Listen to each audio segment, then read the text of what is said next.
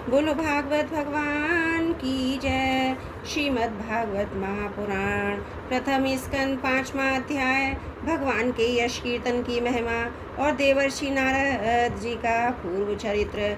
सूत जी कहते हैं, तदंतर सुखपूर्वक बैठे हुए बीड़ा पाणी परम यशस्वी देवर्षि नारद ने मुस्कराकर अपने पास ही बैठे ब्रह्म ऋषि व्यास जी से कहा। नारद जी ने प्रश्न किया, महाभाग व्यास जी, आपके शरीर एवं मन दोनों ही अपने कर्म एवं चिंतन से संतुष्ट है ना?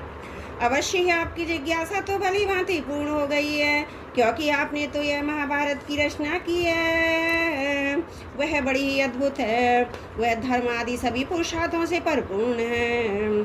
सनातन ब्रह्म तत्व को ही आपने खूब विचारा है, जान भी लिया है। फिर भी प्रभु आप कृतार्थ पुरुष के सम्मान अपने विषय में शोक क्यों कर रहे हैं? व्यास जी ने कहा, आपने मेरे विषय में जो कुछ कहा है वह सब ठीक है, वैसा होने पर भी मेरा हृदय संतुष्ट नहीं है। पता नहीं इसका क्या कारण है। आपका ज्ञान अगाध है, आप साक्षात ब्रह्मा जी के मानस पुत्र हैं, इसलिए मैं आपसे इसका कारण पूछता हूँ। नारद जी, आप समस्त गोपनीय रहस्यों को जानते हैं, क्योंकि आपने उन पुराण पुरुष की उपासना की है जो प्रकृति पुरुष दोनों के स्वामी हैं, असंग रहते हुए भी अपने संकल्प मात्र से गुणों के द्वारा संसार की सृष्टि स्थिति और प्रलय करते रहते हैं। आप सूर्य की भांति तीनों लोकों में भ्रमण करते रहते हैं और योग बल से प्राणवायु के समान सबके भीतर रहकर अंतकरणों के साक्षी भी हैं। योग अनुष्ठान और नियमों के द्वारा पर ब्रह्म और शब्द ब्रह्म दोनों ही पूर्ण प्राप्ति लेने पर भी मुझ में जो बड़ी कमी है उसे आप कृपा करके बतलाइए। नारद जी ने कहा, व्यास जी, आपने भगवान के निर्मल यश का गान प्राय नहीं किया है। ऐसी मेरी मान्यता है कि जिससे भगवान संतुष्ट नहीं होते वह शास्त्र या ज्ञान अधूरा है। आपने धर्म आदि पुरुषार्थों का जैसा निरूपण किया है, भगवान श्री कृष्ण की महिमा का वैसा निरूपण नहीं किया। जिस वाणी से चाहे वह रसभाव अलंकार आदि से युक्त ही क्यों ना हो, जगत को पवित्र करने वाले भगवान श्री कृष्ण के यश का कभी गान नहीं होता। वह तो कौओं के लिए उच्चिष्ट फेंकने के स्थान के समान व पवित्र मानी जाती है। मानसरोवर के कमनीय कमल वन में बहरने वाले हंसों की भांति ब्रह्मधाम में विहार करने वाले भगवत चरण बिंद आश्रित परमहंस भक्त कभी उसमें रमण नहीं करते। इसके विपरीत इसमें सुंदर रचना भी नहीं है और जो दूसरे शब्दों से युक्त भी हैं, परंतु जिसका प्रत्येक श्लोक भगवान के सूचक नामों से युक्त है, वह वाणी लोगों के सारे पापों का नाश कर देती है। क्योंकि सत्पुरुष ऐसी ही वाणी का श्रवण ज्ञान और कीर्तन किया करते हैं। वह निर्मल ज्ञान भी है जो मोक्ष की प्राप्ति का साक्षात साधन है। यदि भगवान की भक्ति से रहित हो तो उसकी उतनी शोभा नहीं होती। फुर्त साधन और सिद्धि दोनों ही दशाओं में सदा ही अमंगल रूप है। वह काम्य कर्म और जो भगवान को अर्पण नहीं किया गया, ऐसा अहेतुक निष्काम कर्म भी कैसे सुशोभित हो सकता है? महाभाग व्यास जी, आपकी दृष्टि अमोघ है, आपकी कीर्ति पवित्र है। आप सत्यपरायण दृढ़ व्रत हैं, इसलिए अब आप संपूर्ण जीवों को बंधन से मुक्त करने के लिए समाधि के द्वारा अचिंत्य शक्ति भगवान की लीलाओं का स्मरण कीजिए। जो मनुष्य भगवान की लीलाओं के अतिरिक्त कुछ कहने की इच्छा करता है, वह इस इच्छा से ही अनेक काम और रूपों के चक्कर में पड़ जाता है। उसकी बुद्धि भेदभाव से भर जाती है, जैसे हवा के झकोरे से डगमगाती हुई ढोंगी को भी कहीं भी ठहरने का ठौर नहीं मिलता, वैसे ही उसकी चंचल बुद्धि कहीं भी स्थिर नहीं हो पाती। संसारी लोग स्वभाव से ही विषयों में फंसे हुए हैं। धर्म के नाम पर आपने उन्हें निंदित पशु हिंसा युक्त सकाम काम करने की भी आज्ञा दे दी है। यह बहुत ही उल्टी बात हुई है, क्योंकि मूर्ख लोग आपके वचनों से पूर्वोक्त निंदित कर्म को ही धर्म मानकर यही मुख्य धर्म है ऐसा निश्चय करके उसका निषेध करने वाले वचनों को ठीक नहीं मानते। भगवान अनंत हैं, कोई विचारवान ज्ञानी पुरुष ही संसार की ओर से निवृत्त होकर उनके स्वरूपभूत परमानंद का अनुभव कर सकता है। अतः जो लोग पारमार्थिक बुद्धि से रहित गुणों के द्वारा नचाए जा रहे हैं, उनके कल्याण के लिए ही आप भगवान की लीलाओं का सर्वसाधारण के हित की दृष्टि से वर्णन कीजिए। जो मनुष्य अपने धर्म का परित्याग करके भगवान के चरण कमलों का भजन सेवन करता है, भजन परिपक्व हो जाने पर तो बात ही क्या है। यदि इससे ही पुरुष का भजन छूट जाए तो क्या कहीं भी उसका कोई अमंगल हो सकता है। परंतु जो भगवान का भजन नहीं करते और केवल स्वधर्म का पालन करते हैं, उन्हें कौन सा लाभ मिलता है? बुद्धिमान मनुष्य को चाहिए वह उसी वस्तु की प्राप्ति के लिए प्रयत्न करें जो तिनके से लेकर ब्रह्म पर्यंत ऊंची नीची योनियों में कर्मों के फलस्वरूप आने जाने पर भी स्वयं प्राप्त नहीं होती है। संसार के विषय सुख तो जैसे बिना चेष्टा के दुख मिलते हैं, वैसे ही कर्म के फल स्वरूप में अचिंत्य गति समय के फेर से सबको सर्वत्र स्वभाव से ही मिल जाते हैं। व्यास जी जो भगवान श्री कृष्ण चरणारविंद का सेवक है, वह भजन न करने वाले कर्मी मनुष्यों के समान दैवात कभी बुरा भाव हो जाने पर भी जन्म मृत्यु में संसार में नहीं आता। वह भगवान के चरण कमलों के आलिंगन का स्मरण करके फिर उसे छोड़ना नहीं चाहता। उसे रस का तो चस्का जो लग जाता है, उससे जगत की उत्पत्ति स्थिति और प्रलय होते हैं। वे भगवान ही इस विश्व के रूप में, ऐसा होने पर भी वे इसमें विलक्षण हैं। इस बात को आप स्वयं जानते हैं, तथापि मैंने आपको संकेत मात्र कर दिया है। व्यास जी आपकी दृष्टि यम हो गए, आप इस बात को जानिए कि आप पुरुषोत्तम भगवान के कलावतार हैं। आपने अजन्मा होकर भी जगत के कल्याण के लिए जन्म ग्रहण किया है, इसलिए आप विशेष रूप से भगवान की लीलाओं का कीर्तन कीजिए। विद्वानों ने इस बात का निरूपण किया कि मनुष्य की तपस्या, वेद अध्ययन, अनुष्ठान, स्वाध्याय, ज्ञान और दान का एकमात्र प्रयोजन नहीं यही है। पूर्ण कीर्ति श्री कृष्ण के गुणों और लीलाओं का वर्णन किया जाए। मुनि पिछले कल्प में अपने पूर्व जीवन में भेदवादी ब्राह्मणों की एक दासी का लड़का था। वो योगी वर्षा ऋतु में एक स्थान पर चातुर्मास्य कर रहे थे। बचपन में ही मैं उनकी सेवा में नियुक्त दिया गया था। यद्यपि बालक था, फिर भी किसी प्रकार की चंचलता नहीं थी। जितेंद्रिय था, खेल कूद से दूर रहता था, ज्ञानुसार उनकी सेवा करता था। मैं बोलता भी बहुत कम था। मेरे इस शील स्वभाव को देखकर समदर्शी मुनियों ने मुझे सेवक पर अत्यंत अनुग्रह किया। उनकी अनुमति प्राप्त करके बर्तनों में लगा हुआ झूठन में एक बार खा लिया करता था। इससे मेरे सारे पाप धुल गए। इस प्रकार उनकी सेवा करते करते मेरा हृदय शुद्ध हो गया। वे लोग जैसा भजन पूजन करते थे, उसी में मेरी भी रुचि हो गई। प्यारे व्यास जी, उस सत्संग में उन लीला गान परायण महात्माओं के अनुग्रह से मैं प्रतिदिन श्री कृष्ण की मनोहर कथाएं सुना करता था। श्रद्धा पूर्वक एक एक पद ग्रहण श्रवण करते करते प्रिय कीर्ति भगवान में मेरी रुचि हो गई। महामुनि, जब भगवान में मेरी रुचि हो गई, तब उन महानोहर कीर्ति प्रभु में मेरी बुद्धि भी निश्चल हो गई। उस बुद्धि से मैं उस संपूर्ण सत और असत रूप जगत को अपने पर ब्रह्म स्वरूप आत्मा में माया से कल्पित देखने लगा। इस प्रकार शरद और वर्षा, इन दो ऋतुओं में दोनों समय उन महात्मा मुनियों के श्रीहरि के निर्मल यश का संकीर्तन किया। मैं प्रेम से प्रत्येक बात सुनता रहा। अब चित्त के जो गुण तमोगुण को नाश करने वाली भक्ति का मेरे हृदय में प्रादुर्भाव हो गया। मैं उनका बड़ा ही अनुरागी था, विनयी था। उन लोगों की सेवा में मेरे पाप नष्ट हो चुके थे। मेरे हृदय में ही श्रद्धा थी, इंद्रियों में संयम था, शरीर वाणी और मन में उनका आज्ञाकारी था। उन दीन वत्सल महात्माओं ने जाते समय कृपा करके मुझे उस गुह्यतम ज्ञान का उपदेश किया, जिसका उपदेश स्वयं भगवान ने अपने श्रीमुख से किया है। उस उपदेश से ही जगत के निर्माता भगवान श्री कृष्ण की माया के प्रभाव को मैं जान सका, जिसके जान लेने पर उनके परम पद की प्राप्ति हो जाती है। सत्य संकल्प व्यास जी, पुरुषोत्तम भगवान श्री कृष्ण के प्रति समस्त कर्मों को समर्पित कर देना ही संसार के तीनों तापों की एकमात्र औषधि है। यह बात मैंने आपको बतला दी। प्राणियों को जिस पदार्थ के सेवन से जो रोग हो जाता है, वही पदार्थ चिकित्सा विधि के अनुसार प्रयोग करने पर क्या उस रोग को दूर नहीं करता।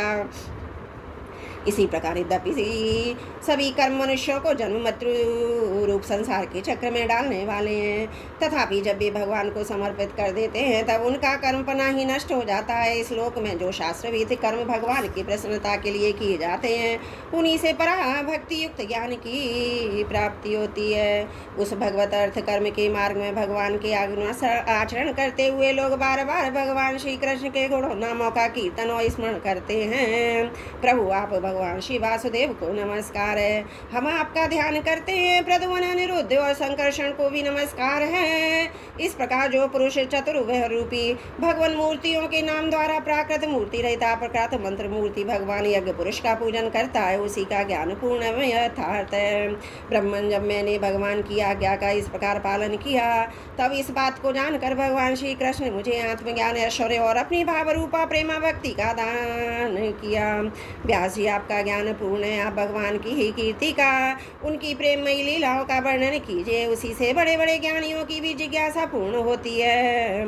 जो लोग दुखों के द्वारा बार बार रोंदे जा रहे हैं, उनके दुख की शांति इसी से हो सकती है, और कोई उपाय नहीं है। बोलो भागवत भगवान की जय। श्रीमद् भागवत महापुराण प्रथम स्कंद का 5वां अध्याय समाप्त। छठा अध्याय नारद जी के पूर्व चरित्र का शेष भाग। श्री सूत जी कहते, सौनकादि देवर्षि नारद के जन्म और साधना की बात सुनकर सत्यवती नंदन भगवान श्री व्यास जी ने उससे फिर यह प्रश्न किया। श्री व्यास जी ने पूछा, नारद जी, जब आपको ज्ञानोपदेश करने वाले महात्मा गण चले गए तब आपने क्या किया? उस समय जो आपकी अवस्था बहुत छोटी थी, स्वयं आपकी शेष आयु किस प्रकार व्यतीत हुई और मृत्यु के समय आपने किस विधि से अपने शरीर का परित्याग किया? देवर्षि काल तो सभी वस्तुओं को नष्ट कर देता है, उसने आपकी इस पूर्व कल्प की स्मृति का कैसे नाश किया? श्री नारद जी ने कहा, मुझे ज्ञान उपदेश करने वाले महात्मा गण जब चले गए तब मैंने इस प्रकार अपना जीवन व्यतीत किया। यद्यपि उस समय मेरी अवस्था बहुत छोटी थी, मैं अपनी माँ का इकलौता लड़का था, एक तो स्त्री थी, दूसरे मूढ़ और तीसरे दासी थी, मुझे भी उसके सिवा कोई दूसरा सहारा नहीं था। उसने अपने को मेरे स्नेह पास से जकड़ रखा था। वह मेरे योग क्षेम की चिंता तो बहुत करती थी, परंतु पराधीन होने के कारण कुछ कर नहीं पाती। जैसे कठपुतली नचाने वाले की इच्छा के अनुसार ही नाचती है, वैसे ही सारा संसार ईश्वर के अधीन है। मैं भी अपनी माँ के स्नेह बंधन में बंध कर उस ब्राह्मण अवस्थी में ही रहा। मेरी अवस्था केवल 5 वर्ष की थी। मुझे दिशा, देश और काल के संबंध में कुछ भी ज्ञान नहीं था। एक दिन की बात है, मेरी माँ गौ धोने के लिए रात के समय घर से बाहर निकली। रास्ते में उसके पैर से सांप छू गया। उसने उस बेचारी को डस लिया। उस सांप का क्या दोष, काल की ऐसी प्रेरणा थी। मैंने समझा भक्तों का मंगल चाहने वाले भगवान यह भी एक अनुग्रह ही है। इसके बाद मैं उत्तर दिशा की ओर चल पड़ा। उस ओर मार्ग में मुझे अनेकों धन धान्य से संपन्न देश, नगर, गाँव, हीरो की चलती फिरती बस्तियाँ, खाने खेड़े, नदी, पर्वतों के तटवर्ती बड़ा पटक उपवन एवं रंग बिरंगी धातुओं से युक्त विचित्र पर्वत दिखाई पड़े। कहीं कहीं जंगली वृक्ष थे जिनकी बड़ी बड़ी शाखाएं हाथियों ने तोड़ डाली थी। शीतल जल से भरे हुए जलाशय थे जिनमें देवताओं के काम में आने वाले कमल थे। उन पर पक्षी तरह तरह की बोली बोल रहे थे, भौरे मंडरा रहे थे। ये सब देखता हुआ मैं आगे बढ़ा। मैं अकेला ही था। इतना लंबा मार्ग में तय करने पर एक घोर जंगल में पहुंच गया। उसमें नरकट बांस से कुश की चकारी खड़ी थे। उसकी लंबाई चौड़ाई भी बहुत थी। वह सांप, उल्लू, सियार आदि भयंकर जीवों का घर हो रहा था। देखने में बड़ा बहाना लगता था। चलते चलते मेरा शरीर, इंद्रियां शिथिल हो गई। मुझे बड़े जोर की प्यास लगी। भूखा तो था ही। वहाँ एक नदी मिली, उसके कुंडल में मैंने स्नान किया, जलपान किया। इससे मेरी थकावट मिट गई। उस विजन वन में एक पीपल के नीचे आसन लगाकर मैं बैठ गया। उन महात्माओं से जैसा मैंने सुना था, हृदय में रहने वाले परमात्मा के उसी स्वरूप का मैंने मन ही मन ध्यान लगाया। भक्ति भाव से शीघ्र चित्त द्वारा भगवान के चरण कमलों का ध्यान करते ही भगवान प्राप्ति की उत्कंठ लालसा से मेरे नेत्रों में आंसू झलझलाए और हृदय धीरे धीरे भगवान प्रकट हो गए। व्यास जी, उस समय प्रेम भाव के अत्यंत उद्रेक से मेरा रोम रोम पुलकित हो उठा। हृदय अत्यंत शांत और शीतल हो गया। उस आनंद की बाढ़ में मैं ऐसा डूब गया कि मुझे अपना ध्येय वस्तु का तनिक भी भान न रहा। भगवान का वह अनिर्वचनीय रूप समस्त शोकों का नाश करने वाला मन के लिए अत्यंत लुभावना था। सहसा उससे न देख मैं बहुत ही विकल हो गया। अनमना सा होकर आसन से उठ खड़ा हुआ। मैंने इस स्वरूप का दर्शन फिर करना चाहा, किंतु मन को हृदय में समाहित करके बार बार दर्शन की चेष्टा करने में भी मैं उन्हें नहीं देख सका। मैं अतृप्त के समान आतुर हो उठा। इस प्रकार निर्जन वन में मुझे प्रयत्न करते देख स्वयं भगवान ने, जो वाणी के विषय में नहीं है, बड़ी गंभीर और मधुर वाणी से मेरे शोक को शांत करते हुए कहा, खेद है कि इस जन्म में तुम मेरा दर्शन नहीं कर सकोगे। जिनकी वासनाएं पूर्णतः शांत नहीं हो गई हैं, उन अधकचरे योगियों को मेरा दर्शन अत्यंत दुर्लभ है। निष्पाप बालक, तुम्हारे हृदय में मुझे प्राप्त करने की लालसा जागृत करने के लिए मैंने एक बार तुम्हें अपने रूप की झलक दिखाई है। मुझे प्राप्त करने की आकांक्षा से युक्त साधक धीरे धीरे हृदय की संपूर्ण वासनाओं का भली भांति त्याग कर देता है। अल्पकालीन संत सेवा से ही तुम्हारी चित्रवृत्ति मुझ में स्थिर हो गई है। अब तुम इस प्राकृतिक मलिन शरीर को छोड़ मेरे पास हो जाओगे। मुझे प्राप्त करने का दूसरा तुम्हारा दृढ़ निश्चय कभी किसी प्रकार नहीं टूटेगा। समस्त सृष्टि का प्रलय हो जाने पर मेरी कृपा से तुम्हें मेरी स्मृति बनी रहेगी। आकाश के समान अव्यक्त सर्वशक्तिमान महान परमात्मा इतना कहकर चुप हो गए। उनकी इस कृपा का अनुभव करके मैंने उस श्रेष्ठों से भी श्रेष्ठ भगवान को सिर झुकाकर प्रणाम किया। तभी से मैं लज्जा संकोच छोड़कर भगवान के अत्यंत रसमय और मंगलमय मधुर नामों और लीलाओं का कीर्तन स्मरण करने लगा। इस प्रयाव मद मत्सर मेरे हृदय में पहले ही निवृत्त हो चुके थे। अब मैं आनंद से काल की प्रतीक्षा करता हुआ पृथ्वी पर विचरने लगा। व्यास जी, इस प्रकार भगवान की कृपा से मेरा हृदय शुद्ध हो गया, आसक्ति मिट गई और मैं श्री कृष्ण परायण हो गया। कुछ समय बाद जैसे एकाएक बिजली कौंध उठी, वैसे ही अपने समय पर मेरी मृत्यु आ गई। मुझे शुद्ध भगवत पार्षद शरीर प्राप्त होने का अवसर आने पर प्रारब्ध कर्म समाप्त हो जाने के कारण 5 भौतिक शरीर नष्ट हो गया। कल्प के अंत में जिस पर समय भगवान नारायण अकारणम प्रलयकालीन समुद्र के जल में शयन करते हैं, उस समय उनके हृदय में शयन करने की इच्छा से सारी सृष्टि को समेट कर ब्रह्मा जी जब प्रवेश करने लगे, तब उनके श्वास के साथ मैं भी उनके हृदय में प्रवेश कर गया। एक सहस्त्र चतुर्युगी बीत जाने पर जब ब्रह्मा जगे और उन्होंने सृष्टि करने की इच्छा की, तब उनकी इंद्रियों से मरीचि और ऋषियों के साथ में भी प्रकट हो गया। तभी से मैं भगवान की कृपा से वैकुंठ आदि में तीनों लोकों में बाहर और भीतर बिना रोक टोक के विचरण किया करता हूँ। मेरे जीवन का व्रत भगवत जन अखंड रूप से चलता रहता है। भगवान की दिव्य ईश्वर ब्रह्म से विभूषित वीणा पर तान छेड़कर मैं उनकी लीलाओं का ज्ञान करता हुआ और संसार में विचरता रहता हूँ। जब मैं उनकी लीलाओं का ज्ञान करने लगता हूँ, तब प्रभु जिनके चरण कमल समस्त तीर्थों के उद्गम स्थान है, उनका जिनका यशोगान मुझे बहुत ही प्रिय लगता है, बुलाए हुए की भांति तुरंत मेरे हृदय आकर दर्शन दे देते हैं। जिन लोगों को चित्त निरंतर विषय भोगों की कामना से आतुर हो रहा है, उनके लिए भगवान की लीलाओं के कीर्तन संसार सागर से पार जाने का जहाज है।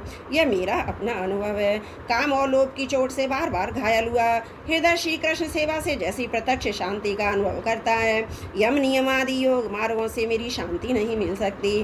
व्यास जी, आप निष्पाप हैं। आपने मुझसे जो कुछ पूछा हुआ सब मैंने जन्म और साधना कार्य से तथा आपकी आत्मतुष्टि का उपाय मैंने बतला दिया। श्री सूत जी कहते हैं, शौनक आदि ऋषियों, देवर्षि नारद ने व्यास जी से इस प्रकार कहकर जाने की अनुमति ली और वीणा बजाते हुए स्वच्छंद विचरण करने के लिए वे चल पड़े। आहा, ये देवर्षि नारद धन्य है, क्योंकि ये शांग प्राणी भगवान की कीर्ति को अपनी वीणा पर गा गा कर सुनाकर स्वयं तो आनंद मग्न होते ही हैं, साथ साथ इस त्रिताप तप्त जगत को भी आनंद करते रहते हैं। बोलो भागवत भगवान की जय। श्रीमद् भागवत प्रथम स्कंद 6वां अध्याय। समाज त्रुटियों के लिए क्षमा चाहती हूँ।